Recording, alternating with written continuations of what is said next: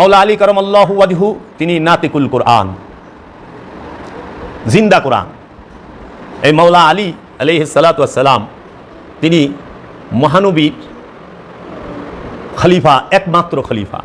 মহানবী মাওলা আলী সম্পর্কে বলেছেন, আনা মদিনাতুল ইলমি আলী বাবাহা, আমি হচ্ছে ইলমের শহর, এই আলী হলো সেই শহরের দরজা। মাওলা আলী সম্পর্কে আল্লাহর হাবিব বলেছেন, জিক্র আলীউন ইবাদত, আন জিক্র আলীউন ইবাদত, মাওলা আলীর জিকিরই ইবাদত, আলীর চেহারা দেখাও ইবাদত। হাদিসুল বশির, হরফে জাল এবং অসংখ্য যে হাদিসের কিতাব আছেন, হাদিসুল বশির হরফে জাল, তৃতীয় অধ্যায় 695 পৃষ্ঠা এই হাদিস, 4332 নম্বর হাদিস। আন নজরু ইলা আলীউন ইবাদত, মাওলা আলীর দিকে তাকানো ইবাদত, মাওলা আলীর দিকে তাকানোটাও ইবাদত। আন নজরু ইলা আলীউন ইবাদত, আলীর দিকে তাকানো ইবাদত। মাওলা আলী আল্লাহর মাহবুব। একদিন রসুল সাল্লাল্লাহু আলাইহি ওয়াসাল্লামের কাছে পাখির গোশতবোনা এসেছে। তখন রসুল সাল্লাল্লাহু আলাইহি ওয়াসাল্লাম বলেছেন যে, আল্লাহ তোমার প্রিয় যে ব্যক্তি তুমি তাকেই পাঠাও, আমি যেন তাকে নিয়েই খাই এই পাখির গোশত ভুনা।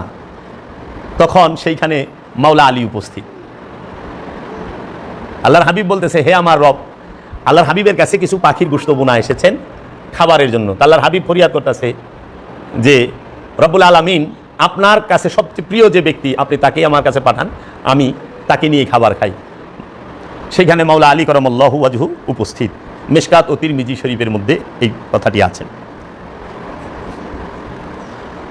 মাওলা আলী আলাইহিস সালাতু ওয়াস সালাম তিনি সৈয়দুল আরব। মাওলা আলী হচ্ছেন সরদারে ওলি, আলী সৈয়দুল আরব, কাতিবুল কুফার, আলীউন আলামুন নাস বিসুন্নাহ। রসুলের তরিকার সবচেয়ে বেশি যে জানে তিনি হচ্ছেন মাওলা আলী আলাইহিস সালাতু ওয়াস সালাম। আল্লাহ রসুলের আধ্যাত্ম রাজ্য সবচেয়ে বেশি এলেম যার কাছে তিনি হচ্ছেন মাওলা আলী। পৃথিবীর বুকে মাওলা আলী আলাইহিস সালাতু ওয়াস সালামের চেয়ে বেশি সময় আল্লাহ রসুলের সাথে কেউ কাটায় নাই। আল্লাহ রসুলের সাথে মাওলা আলী কারামাল্লাহু ওয়াজহু তিনি 33 বৎসর সময় মাওলা আলী কারামাল্লাহু ওয়াজহু রসুলের সাথে কাটিয়েছেন। দ্বিতীয় বেশি সময় কাটিয়েছেন সাইয়েদেনা মা খাদিজাতুল কুবরা, 27 বৎসর। তারপরে অন্যরা। এই মাওলা আলীর অভিষেক দিবস এই আজ, এই ঈদে গাদির খুম। মাওলা আলী সম্পর্কে মহানবী স্পষ্টভাবে বলেছেন, আমাদের সমাজ কেন সালাতু ওয়াস সালামকে যদি এই গাদিরে খুম সম্পর্কে আপনি যদি জিজ্ঞেস করেন, অনেক কথা বলবে যে কোথায় পাইলেন, দলিল কই। এই হাদিস কোরআনের আয়াত দেখানোর পরেও তাহারা অনেক যুক্তি দাঁড় করায়।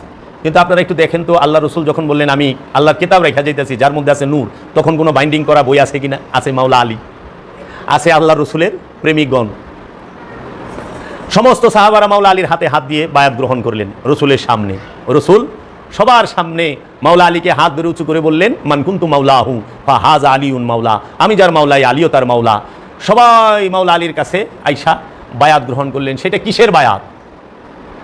সেটা কি রাষ্ট্র পরিচালনার বায়াত? না না না না, সেটা সিনার এলেম অর্জন করতে হইলে, আল্লাহ রসুলের পরে, আল্লাহ রসুলের উফাত লাভের পরে এই সিনার এলেম অর্জন করতে হইলে তাকে মাওলা আলীর কাছে যাইতে হবে। মাওলা আলীকে মহানবী তার আধ্যাত্ম রাজ্যের খেলাফত প্রদান করেছেন। মহানবীর আধ্যাত্ম রাজ্যের খলিফা হচ্ছে মাওলা আলী। মহানবীর সিনার এলেমের রাজ্যের খলিফা হচ্ছে মাওলা আলী। এলমে তাসাউফের রাজ্যের খলিফা হচ্ছে মাওলা আলী।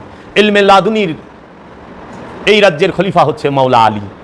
এলমুল কালবি, এলমুল সদর, যে হেরা পর্বতের যে এলেম, আসহাবে কাহাফ গুহার যে এলেম, মেহরাবের যে এলেম, রুহুল আমিনের যে জ্ঞান, সেই রাজ্যের খলিফা হচ্ছেন মাওলা আলী কারামাল্লাহু ওয়াজহু। মহানবীর একমাত্র খলিফা এবং আধ্যাত্ম রাজ্যের একমাত্র দরজার নাম হচ্ছে মাওলা আলী কারামাল্লাহু ওয়াজহু। যদি কেউ ওলি হইতে চায়, তার মাওলার আলীর দরজার সামনে গিয়ে ভিক্ষা চাইতে হবে মাওলা আলীর কাছে। অলিদের বাদশাহ মাওলা আলী, সৈয়দদের পিতা মাওলা আলী, মহানবী মাওলা আলীকে সেই আধ্যাত্ম রাজ্যের খেলাফত দান করেছেন। এখন খলিফা বলা হয় যে ইসলামের প্রথম খলিফা হযরত আবু বকর সিদ্দিক, দ্বিতীয় খলিফা হযরত ওমর রাদিয়াল্লাহু তাআলা আনহু, তৃতীয় হযরত উসমান, চতুর্থ হলো মাওলা আলী। এটা কোন খলিফা? এটা হলো রাষ্ট্র পরিচালনার, দেশ পরিচালনার খলিফা। দেশ পরিচালনার খলিফা জনগণের ভোটে হয়েছে। হযরত আবু বকর সিদ্দিক রাদিয়াল্লাহু তাআলা আনহুকে রাষ্ট্র পরিচালনার, মক্কা মদিনা শাসন করার, হেজাজ শাসন করার যে ক্ষমতা, সেটা তো আল্লাহর রসুল দেন নাই, দিছেন জনগণ। মক্কা এবং মদিনার মানুষেরা মিলা তাহারা নির্বাচিত করছে হযরত আবু বকর সিদ্দিককে খলিফা, যে আপনি এই মক্কা মদিনা, তায়েফ, নাজরান, এই জিদ্দা, এই সমস্ত এই অঞ্চল শাসন করবেন। আর মাওলা আলীকে মহানবী খলিফা নির্বাচন করেছেন জিলহজ মাসের 18 তারিখে গাদিরে খুমের মধ্যে, এই বিদায় হজ করে আল্লাহ রসুল যখন মদিনায় যাচ্ছেন। তাই হযরত আবু বকর সিদ্দিক হচ্ছে জনগণের মনোনীত, জনগণের ভোটে নির্বাচিত খলিফা। আর মহানবী হচ্ছেন, মাওলা আলী হচ্ছেন মহানবীর নির্বাচিত খলিফা। আধ্যাত্ম রাজ্যের রাষ্ট্র পরিচালনার খলিফা তো মহানবী মাওলা আলীকে দিয়া রাখেন নাই, রাখছেন এই রাজ্য, হৃদয় রাজ্য পরিচালনার খেলাফত, এই সিনার এলমে তাসাউফের রাজ্য পরিচালনার খেলাফত মহানবী মাওলা আলীকে দিয়ে রাখছে। তাই মাওলা আলী হচ্ছে মহানবীর নির্বাচিত খলিফা, যেইটা এই প্রত্যেক যুগে যুগে অলি আল্লাহরা তাদের এই নূরের সিনার এলেম দিয়ে খেলাফত দিয়ে যান তার খলিফাকে। এই আধ্যাত্ম রাজ্যের শিক্ষা, হেরা পর্বতের শিক্ষা যেন সমাজের বুকে মানুষকে দিতে পারে এবং মানুষকে, ইনসানকে আমানু থেকে মুসল্লি, মুসল্লি থেকে মুমিনে পরিণত করতে পারে। এর জন্য রসুল খেলাফত দেয়। আল্লাহর খলিফার নাম আদম, রসুল সাল্লাল্লাহু আলাইহি ওয়াসাল্লামের খলিফার নাম মাওলা আলী আলাইহিস সালাতু ওয়াস সালাম, এবং মাওলা আলী নিজেও আদম, এবং তিনিই অলি, তিনিই আলী, তিনিই আদম, তিনি বেলায়েত ও রিসালাতের ধারক ও বাহক। যার কপালে পাকপাঞ্জাতনের আওলাদে রসুলের মাওলা আলী কারামাল্লাহু ওয়াজহুর দয়াল রসুলের রহমত ভিক্ষা না জুটেছে, সে অলি হইতে পারে নাই। তাই আমরা দেখতে পাই মহানবীর উজিরের নাম মাওলা আলী। উজির কাকে বলে? যে বোঝা বহন করে। উজির তাকেই বলে যে বোঝা বহন করে। মাওলার সম্পর্ক রসুলের সাথে শুরু হয় মাওলার আগমনের সময়। রসুলের চোখ, মাওলা আলী তিনি চোখ খোলেন না। মাওলা আলীর আগমন কাবা ঘরের ভিতরে 13ই রজব। আবার মাওলা আলীর আগমন রজব মাসে, মাওলা আলীর শাহাদাত রমজান মাসে, মাওলা আলীর বেলায়েত, মাওলা আলীর আগমন রজব মাসে, মাওলা আলীর বেলায়েত প্রাপ্ত হন জিলহজ মাসে, মাওলা আলী কারামাল্লাহু ওয়াজহু শাহাদাত হন রমজান মাসে। আল্লাহ রসুলের যে 27খানা যুদ্ধ হয়, 26টা যুদ্ধে আলমদার ছিলেন মাওলা আলী কারামাল্লাহু ওয়াজহু। 26টা যুদ্ধের পতাকাবাহী, মহানবীর পতাকা সবসময় মাওলা আলীর কাছে থাকতো। আলমদার মুস্তফা বলা হয় যে মহানবীর পতাকাবাহী। তাই কাবা, পবিত্র কাবা শরীফের ভিতরে মাওলা আলীর আগমন। মাওলা আলী চোখ খুলেন না। সর্বপ্রথম মাওলা আলী চোখ খুলেছেন রাহমাতাল লিল আলামিন যখন মাওলা আলীকে এসে কুলে নিয়েছেন। চোখ খুলে সর্বপ্রথম মাওলা আলী মহানবীর নূরের চেহারা মোবারককে দেখেছেন, এবং তিনি যে আল্লাহ রসুল, আল্লাহর হাবিব, সর্বপ্রথম সাক্ষীটা এই মাওলা আলী দিয়ে দেন, আল্লাহ রসুলের নবুয়তের ডিক্লিয়ারেরও পূর্বে। হযরত উমর মাওলা আলী সম্পর্কে বলেছেন, লাউলা আলীউন হালাকাল উমর, আলী না থাকলে উমর হালাক হয়ে যেত, ধ্বংস হয়ে যেত। এই মাওলা আলীকে যখন মাওলায়াত দান করলেন, মাওলার অভিষেক হইল, তখন হযরত ওমর আয়েশা বললেন খোশ আব্দের, ইয়া আলী ইবনে আবু তালিব, আপনি আমাদের অভিভাবক। হযরত আবু বকর সিদ্দিক রাদিয়াল্লাহু তাআলা আনহুর আধ্যাত্ম রাজ্যের ইমাম হচ্ছে মাওলা আলী। তাই মাওলা আলী হচ্ছে আমিরুল মুমিনিন। সমস্ত মুমিনদের একমাত্র আমির হচ্ছে মাওলা আলী কারামাল্লাহু ওয়াজহু।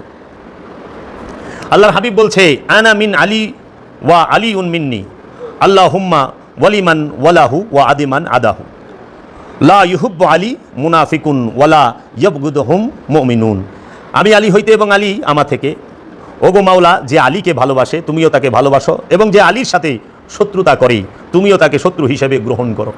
মুনাফিক কখনো আলীকে ভালোবাসবে না এবং মুমিনরা আলীকে ঘৃণা করবে না। মিশকাত ও তিরমিজি শরীফে এই হাদিসটি আছে। আল্লাহর রসুল দোয়া করলেন মাওলায়াত ঘোষণার পরে, মাওলা আলীকে যে ভালোবাসে তুমি তাকে ভালোবাসো, মাওলা আলীকে যে শত্রু মনে করে তুমিও তাকে শত্রু মনে করো, এবং মুনাফিক মাওলা আলীকে ভালোবাসবে না আর মুমিনরা মাওলা আলীকে ঘৃণা করবে না। তো মুনাফেক আর মুমিন চেনার কোষ্টি পাথর হইল মাওলা আলী। ইয়া আলী কইলে যে রাগ হয়, যার সমস্যা হয়, যে মনে কষ্ট নেয়, বুঝতে হবে এই মুনাফেক। আর ইয়া আলী বললে যে খিলখিলায় হাসে, তার মুখ উজ্জ্বল বর্ণে আসে, বুঝতে হবে এটি আশেক প্রেমিক।